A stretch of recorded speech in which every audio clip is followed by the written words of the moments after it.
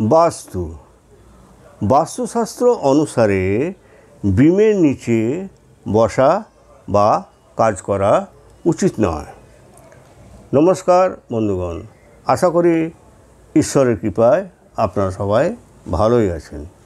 আমি রামপ্রসাদ ব্যানার্জি কলকাতা থেকে বলছি। আজ আমি বাস্তু অনুযায়ী বিমের নিচে দীর্ঘ সময় ধরে বসা বা কোনো রকমের কাজ করা উচিত নয়, তাই এর কারণগুলির সম্বন্ধে আলোচনা করব। বাস্তুবিজ্ঞান নীতি অনুসারে মাধ্যাকর্ষণ শক্তির জন্য ওভারহেড বিমে নেতিবাচক শক্তি কাজ করে, যার জন্য এর নিচের মানুষ এবং তাদের কার্যকলাপের উপর প্রভাব পড়ে।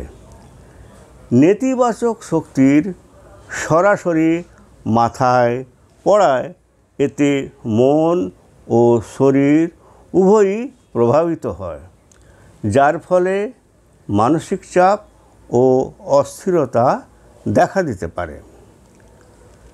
বিমের নিচে কাজ করলে মনোযোগের অভাব হয় এবং কাজের দক্ষতা কমে যায়।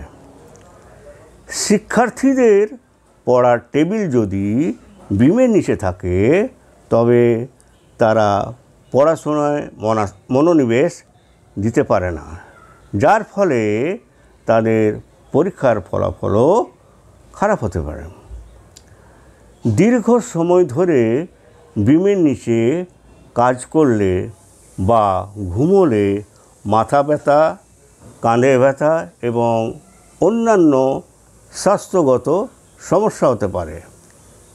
বিমের নিচে গুরুত্বপূর্ণ কাজ করাকে বাস্তুশাস্ত্রে অশুভ বলে মনে করা হয়। এর ফলে অর্থ ও শক্তির অপচয় হয়ে থাকে। অফিস বা ঘরে বিমের নিচে কাজ করলে চাপ বেড়ে যায় এবং এতে উৎপাদনশীলতা কমে যেতে পারে। প্রতিকারের বিষয়গুলি নিয়ে নিচে বর্ণনা দেওয়া হলো। সম্ভব হলে এমন একটি জায়গায় বসতে হবে যেখানে কোনো বিম নেই। বিমটিকে সম্পূর্ণরূপে ঢেকে দেওয়ার জন্য একটি ফলস সিলিং তৈরি করা সবচেয়ে কার্যকর সমাধান। কাজের জন্য উত্তর বা পূর্ব দিকে মুখ করে বসলে মনোযোগ ও উৎপাদনশীলতা বৃদ্ধি পায়। বসার স্থান এমনভাবে পরিবর্তন করা উচিত যাতে মাথা বা পিঠের উপর কোনো বিম না থাকে।